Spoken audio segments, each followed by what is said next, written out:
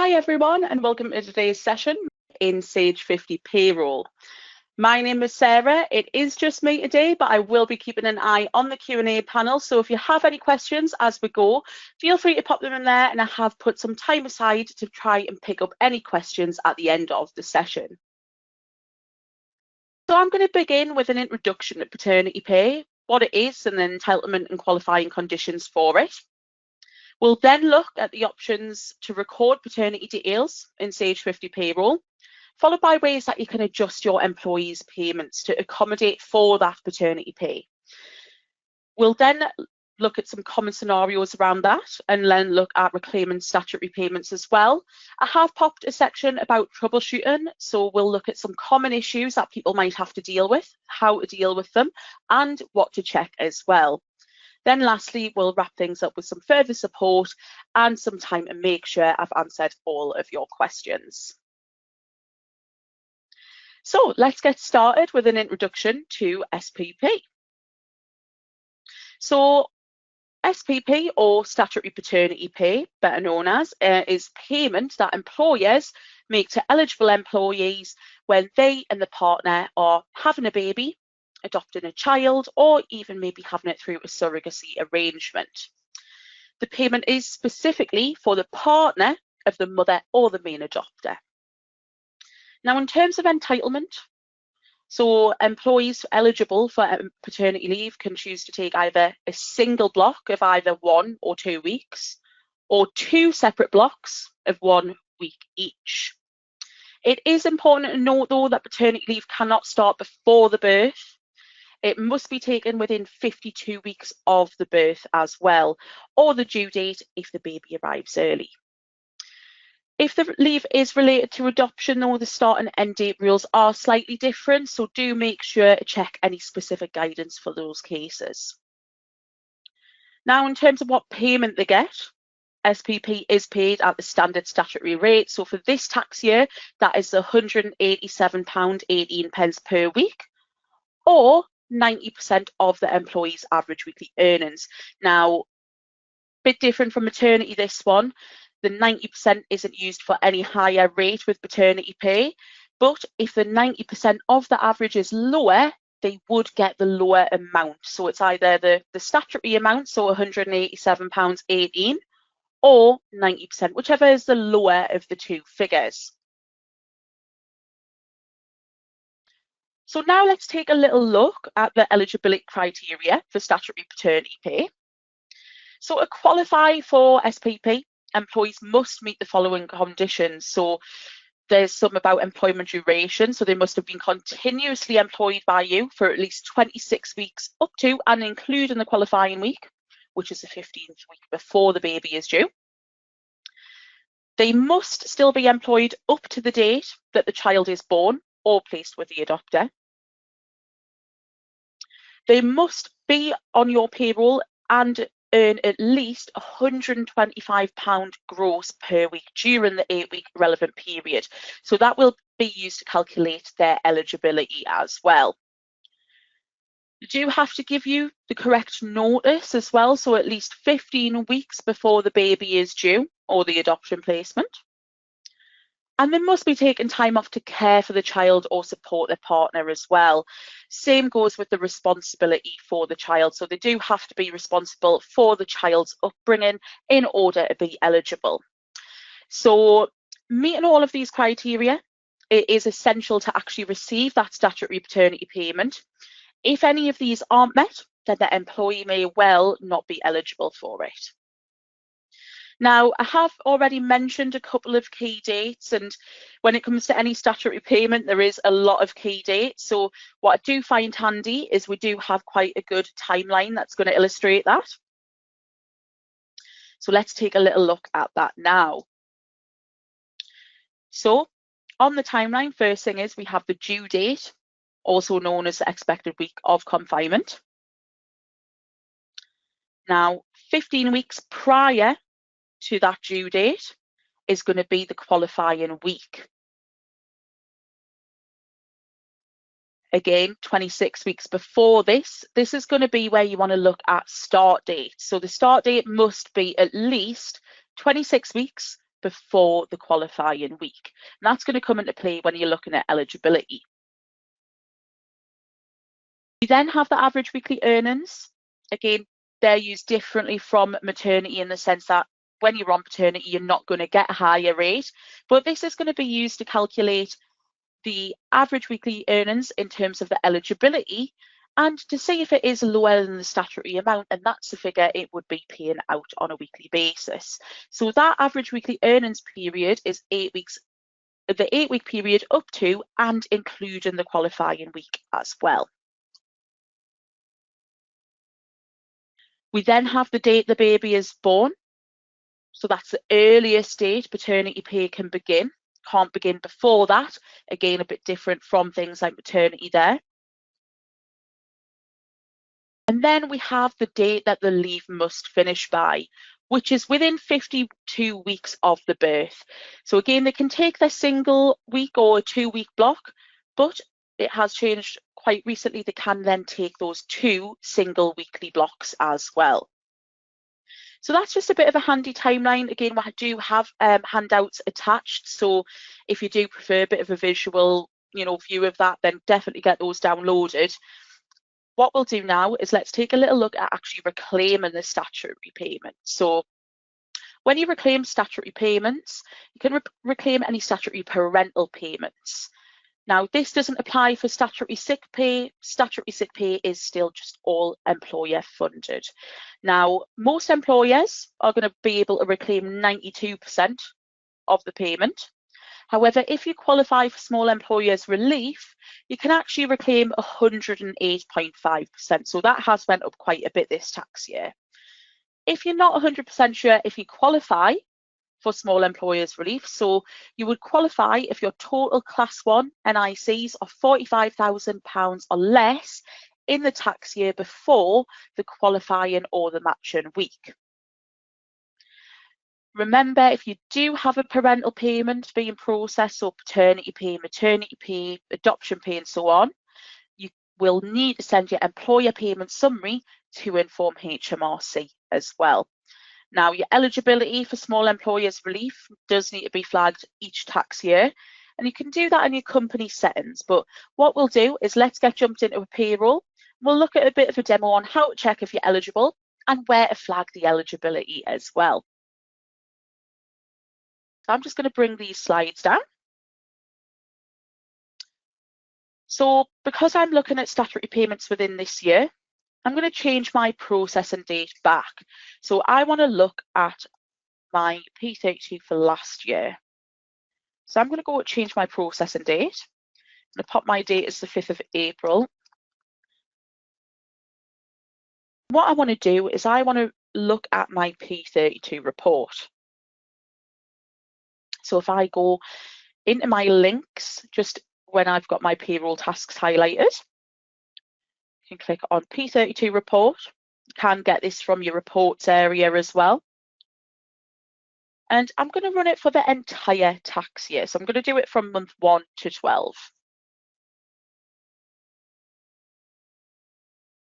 Now, the line that you want to be looking at when you are checking for small employers relief is this number 4 here. So I can see straight away on line number 4, my gross national insurance is less than that 45,000. So I know that, yes, I am going to be eligible for that small employers relief for my current tax year. So now that I've checked my P32, I'm going to close out of there. I'm going to change my processing date back to my current processing date. And I want to just double check that I have in fact flagged that I am eligible for that extra bit of compensation. So I'm going to go to company just in the bottom left. And I'm going to go into settings just right up at the top. And I want to double check this tick box over on the right here. So I have flagged that I'm eligible, which is great, and means I'm ready to start processing. One thing to note is if you do process a statutory parental payment for any of your employees, it is 100% worth checking this first before you actually process the payment, as it won't actually apply the extra compensation if this is ticked retrospectively. So you do want to make sure that this is in place before you start processing, just to avoid having to go back and do any corrections. So I'm happy. I'm all ready to go to start processing my statutory payment.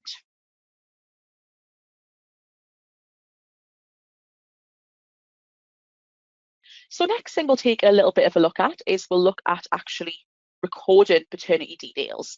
So there are a few things that you would need before you actually go ahead and record it in your payroll. So you'd need the dates that your employee wants to start the paternity leave. So that might just be one date if they're maybe taking the full 2 weeks together, or they're just taking 1 week. Or it might be different dates if they're going to split the weekly blocks out into 2. You are going to need the declaration, which includes the baby's due date, and that's in the form of the SC3 form. And you will also need the date the baby was born, and that's going to be important because that's the earliest date that the statutory paternity pay can actually begin. What we'll do, let's get jumped back into payroll and look at a couple of different ways you can record paternity in the system.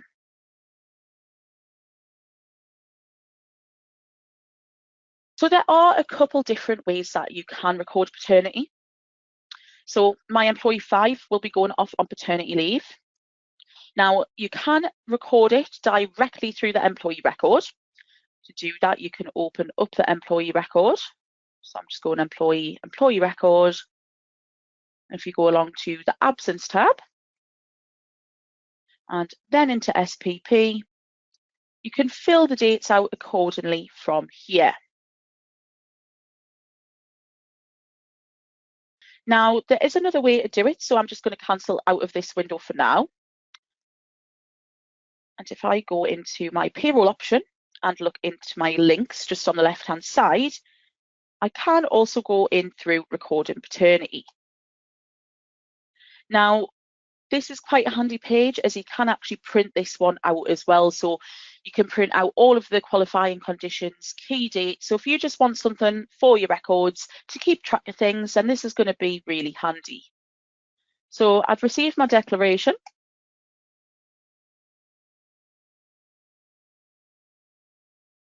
I have all my dates at hand. So expected date of birth for this one is going to be the 13th of October.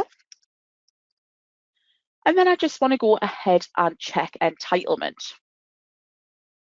So when you check entitlement, you can see this way is a little bit more visual. So you've got 3 nice big green ticks over on the right hand side. So we know that they're meeting all of the qualifying conditions. We've got the evidence, they've worked long enough, and they've earned enough as well. And it's also give us a list of key dates. Now, my employee is going to go straight off on paternity, and they're going to take the 2 weeks consecutively as well. So I'm just going to type in the dates here.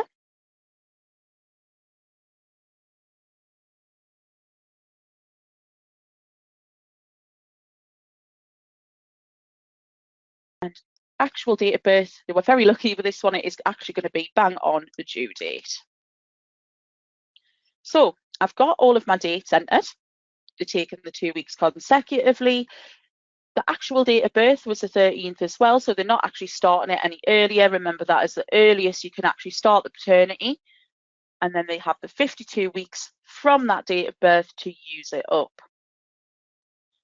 Now, you do have an area for special circumstances.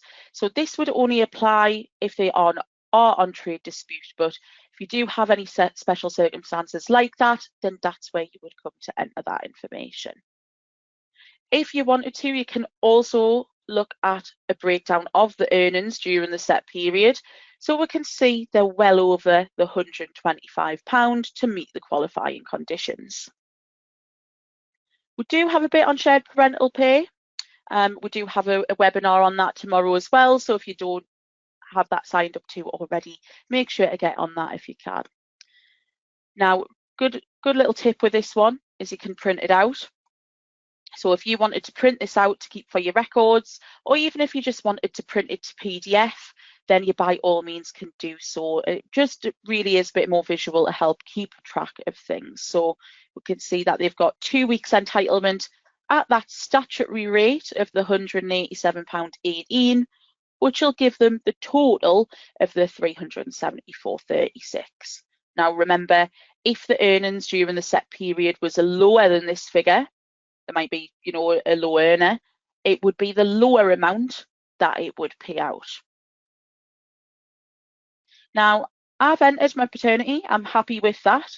I've got everything I need to. I'm just going to close out of that print option. So I'm just going to save that and close. So that's all entered for employee 5. Now, what I'm going to do, I've got my process date set. I'm just going to go ahead and take a little look at what that looks like in enter payments.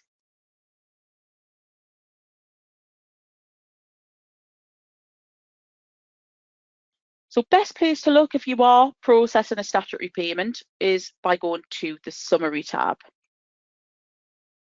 This is just going to give you a breakdown of how much is being paid out, so we can see that it's the full amount in this instance because I have a monthly employee.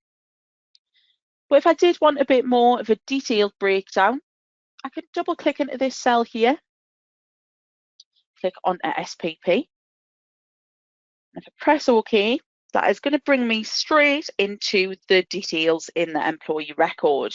So good thing about in here is if you go along to the entitlement tab, it's going to tell you based on your processing date exactly how many weeks are being paid out and the amount that's being paid as well. So we can see straight away in here, they're being paid the full 2 weeks at the standard rate, the total amount of the £374.36. Now this might be handy if they go on paternity, between 2 different pay periods, because that amount might look a little bit different. So I'm happy with what's in my enter payments as well. Now what we'll do is we'll jump back for a little bit of a recap before we move on to the next part of the demo. So what we've looked at so far, we've looked at recording paternity, which is what we've used to log the paternity in this occasion. So that was through quick links within Payroll, or you can also get it from your employee tasks as well. So a couple different locations you can get it from, but if you download the handouts, you will have more info on the link down below as well. We did also take a brief look at the enter payments as well. So if we wanted to check how much SPP was calculating in the summary tab, we can double click on that and that will open up our entitlement window. So you can see that is give us our 2 weeks that is being paid and the rate it's being paid at as well. So this is going to be really handy. Like I said, if you do have a bit of crossover of pay periods, then that's where you can check exactly how much is being paid out per pay period. Now, the next thing to bear in mind, and I do think I've just seen a question come through on the Q&A around this one. So next thing to bear in mind is actually adjusting the employee payment. So yeah, definitely well spotted. It might be that they don't get this full salary. So there's 2 kind of main things that can go on here. It might be that they get the paternity payment only, and then it's just paid for however many days that they've worked. Or it could be that they get the paternity payment, but it is then topped up to a full salary. So there's a couple different ways that you can adjust your employee payments. But what we'll do, let's jump back into Payroll and we'll jump into another demo on how to do that.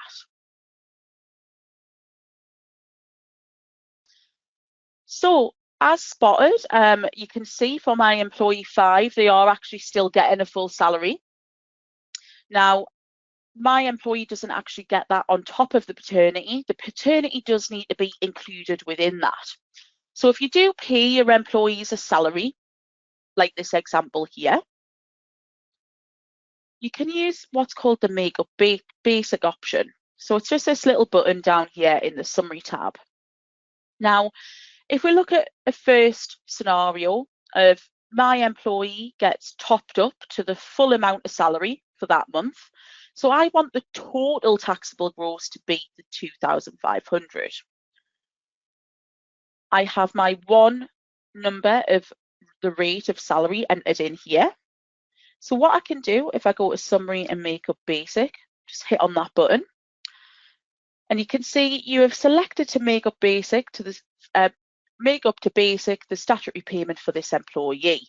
To do this, the hours number value of salary will be reduced. Do I want to continue?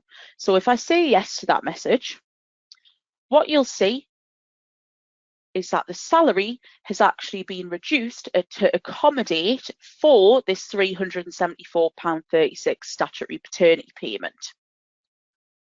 If I just go back into payments and see how that looks in the payment window, what Make Up Basic will do is it'll automatically reduce the salary down to a decimal number to accommodate for however much paternity payment is getting paid, which will give us our total gross pay of the full salary. So that's one way to do it. That's one way some employers might operate, where they do top it up to the full amount. Now, because it is paternity pay, it might well be that they have worked some of that month as well. So even if they don't get it topped up, it could be that they still need to be paid 4 hours worked. So we'll look at a slightly different way. I'm just going to reset that back to 1. So we'll still look at employee 5. So employee 5 went on statutory paternity pay on the 13th of October, and they had the full 2 weeks. Now there's 23 working days in October, as I pay for the full calendar month, and they actually worked for 13 days of that. So if you maybe don't top it up, but you still do need to pay them for the days that they have worked, you could use this little calculator icon here. So I would do the 13 days that they've worked out of the working days in my month that I pay for. And you can see that also will prorata the figure. So a couple of different scenarios, obviously whatever you might have in your business might be different from that, but that's just a couple of different ways that you could work it out, or top up the pay to the full amount. But always best to double check what your policy is as an employer on this. So that's it for topping up the hours and adjusting the employee payments. So I'm in a place now where I can now go ahead and view any pay slips, update records, and get my FPS submitted as well. What I'll do is I just want to show a quick example of employee 5's pay slip with that parental payment on there.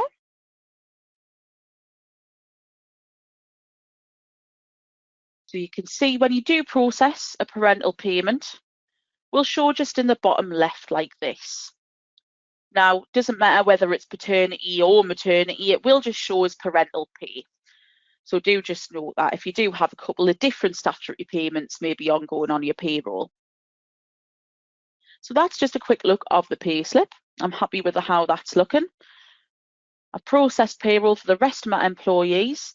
I'm just going to go ahead and update my records. And I'm going to get my full payment submission sent off as well. I've got a big red warning here. Don't worry, you won't get that. That is just because we're in a demo environment today. I'm going to go ahead and get my FPS submitted. Now, while my FPS is submitting, let's just jump into a little bit of a recap on adjusting employee payments. So what we've looked at using the Make Up Basic option. So that is when you have a company scheme. So it might be that they get their statutory pay topped up to the full basic pay. In that instance, I would definitely be using the Make Up Basic option, and that will adjust your basic pay accordingly to accommodate for the statutory payment that they are getting paid out. We then took a look at the manual adjustment. So you might not maybe adjust it accordingly. You might actually just pay for hours worked. So especially when you're processing this one, you might not actually top it up. You might just need to pay them for 13 days out of the month, like in my example there. So I've used the little calculator icon to actually do that calculation manually, and that's then prorated the amount to include in my pay slips. So last thing that you might need to adjust, and again, I do think there is someone that's mentioned this in the Q&A, is pension adjustments. So this will depend on your pension provider. So if you're not 100% sure what needs to happen with the pension, do make sure to double check with them just to see what needs to be in place for your pension scheme. So employer pension contributions during parental leave may be based on an employee's normal pay rather than the lower amount if you're not topping it up. Obviously, if you do top it up, it might be that there's no change at all in the pension. It does just depend on the payroll that you operate in. If your pension provider does need it to be based on the full pay, then a way around this is you can enter the contribution as a fixed amount within the employee record if you do need to override that calculation. But again, on the last point there, you do want to check with your pension provider if you're not 100% sure, because it will be up to their discretion. But again, if you download the handout today, there is a little link on the bottom of that slide there with a bit more information on how to handle those pension contributions. So that's it on pension, adjustments to the pay and the pension. Let's take a little look at actually reclaiming statutory payments. So as part of your month-end tasks, if you do have any parental payments, you do want to be looking at your P32 and also reclaiming it back, especially if you've got that small employer's relief on there. You will actually get the 108.5% back as well.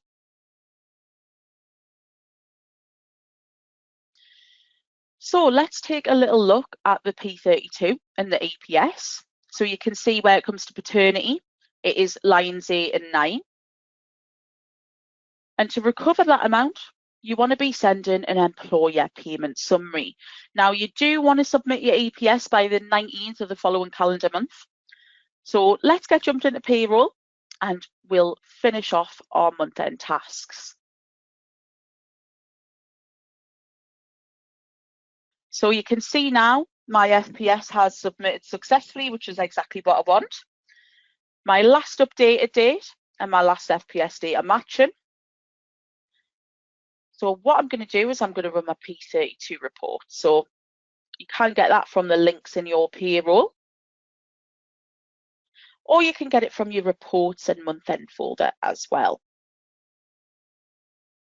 So I'm just going to go into my links and run my P32.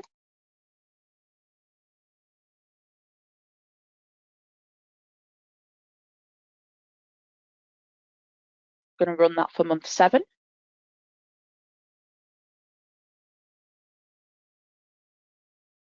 And you can see here, so we've got total SPP recovered and 8 and 9, so we do have amounts in there. So 9 is that extra bit for our small employers relief. We scroll down to the bottom, we can see that we've got that on the bottom as well, the 8.5% extra. So I'm happy with my P32. I know that I've got an amount that I need to reclaim. So at this point, up until the 19th of November, I would have until I need to submit my employer payment summary.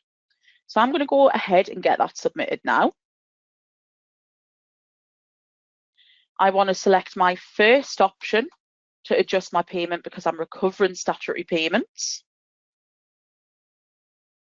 I'm just going to go next. You can see my tax month 7 is on there. I have amounts for any statutory parental payments I've got going on in my payroll. Now, do remember, it will be a year-to-date amount in this window. So you've probably seen I didn't have statutory maternity pay on my P32, but I have had some this tax year. So it might be that you see figures in here, but that's just because it is a year-to-date submission. In the same breath, if you do forget to submit an employer payment summary 1 month, don't worry, because next month it will pick up any of the figures that it's missed out. So that's a good thing about an EPS, is it is always year-to-date and it is always a cumulative submission. So I'm just going to continue next because the rest of them don't apply to me. I'm going to then go finish and get this EPS submitted, so HMRC know exactly how much to reduce my bill by.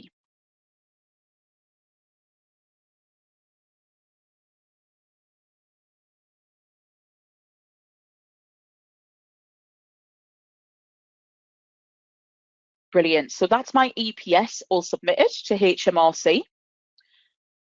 So that is my payroll done for October. Now, to finish things off, I did just want to run through a little bit of troubleshooting. So just some common troubleshooting scenarios when it comes to statutory payments and paternity pay in particular. So I would say possibly one of the biggest, troubleshooting tips I would give is if the employee is having a second child. So it might be that you enter paternity details, and when you come to actually process the payroll, there's nothing paying out. Now, this could be if they've had paternity pay before. So there's a couple different ways that you can do this, and it will depend on how you actually enter the statutory payment. So if you enter the statutory paternity pay through the recording paternity option, you'll probably see this little prompt here. So it'll say you have already paid SPP. Do you want to record it for a second child? If you say yes to that prompt, what it'll do is it'll actually automatically clear down the year-to-dates and allow you to enter those details.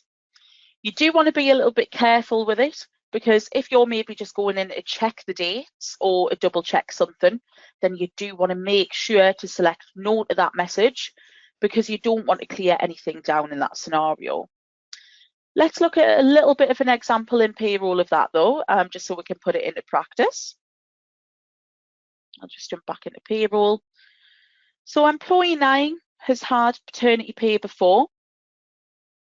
So if I go into my quick links, I go into record and paternity, you can see I've already paid SPP to this employee. Do I want to record it for a second child? If I say yes, what that will do in the background is it will clear down those weeks paid in the year-to-dates, and it'll allow me to enter those new details. But if you ever maybe just double checking something and you see this message and you're not too sure what to do, my recommendation would be just to click no. What that's going to do, it's then going to let you view the information that's in here. So it might be that I go in to record the second paternity payment. I'm not too sure what to do, so I press no. And then I can see straight away, right, okay, the dates in here, they are historical. They've had it for a previous child. Now from there, if I did want to do things a little bit more manually, I could close out of here. I can open up the employee record. I could go along to the employment tab, into ITZ values, along to statutory payments, and you can see here, I can clear out the weeks paid for this employee. So I can still manually do that. You don't have to do it and reset it through recording paternity. It really just depends how you normally process your payroll. So either or is absolutely fine.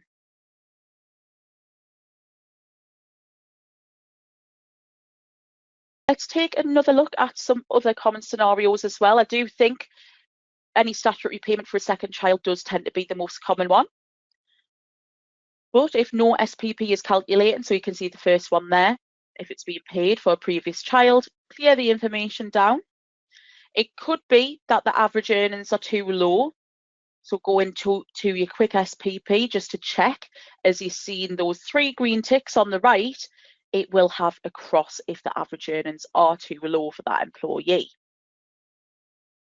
Now, the last one, and we will look at this in payroll as well. So it might be that you've got manual statutory pay calculations selected.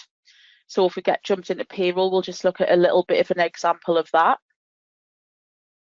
So employee 10, we just have a look in their employee record. Absence, into paternity pay. Right, so I can see that they're due to go on paternity in November. So I'm just going to move my processing date on for this one.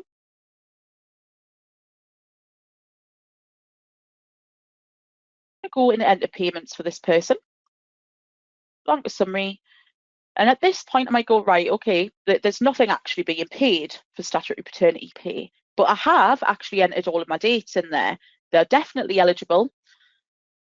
Now, if I go and check in my employee record in the absence tab, it's this little tick box down at the bottom. So if that is flagged, it won't pay anything out. It will very much wait for you to tell the programme what amount to be paid. If you don't want to do it manually, or if there's not a particular reason, maybe you've just ticked it by mistake, if I untick this box now and save the record, you can see now that's now being paid out automatically. So definitely something to bear in mind. I would say the previous child and that manual tick box, definitely to be a bit cautious of. Now, it might be that some paternity pay is being paid out, but it's just less than you expect it to be.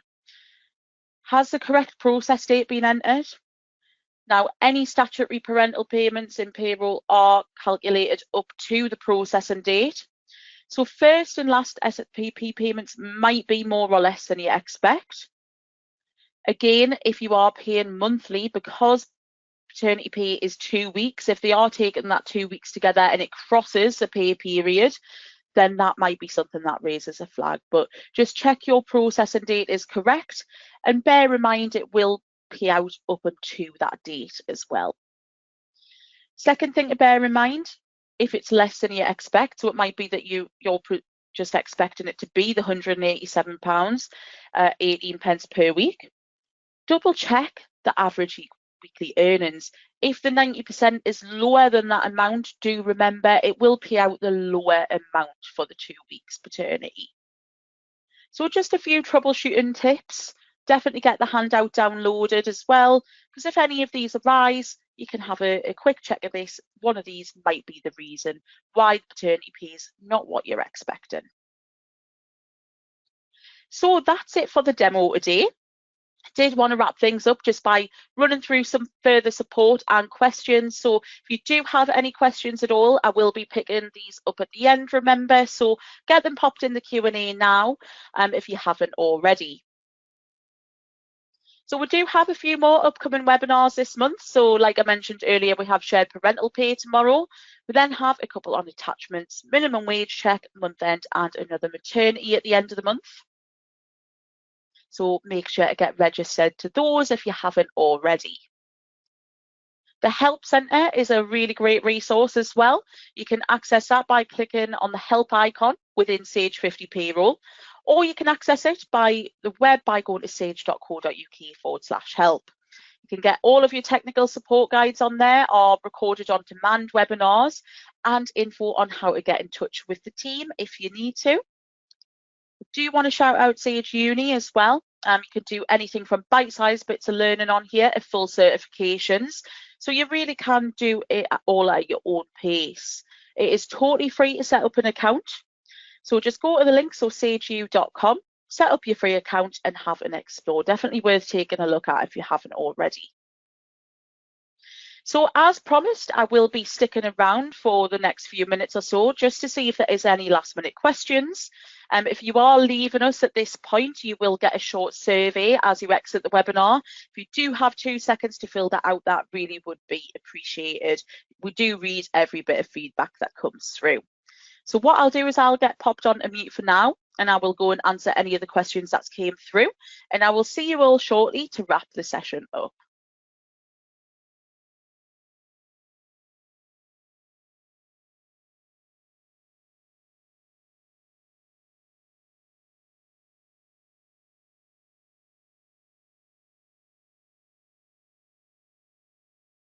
Hi again, everyone. I hope you've all enjoyed today's session. I will close the session down in the next minute or so. I haven't had any more questions coming through. As you exit, you will see a short survey. Please do take a moment to fill it out.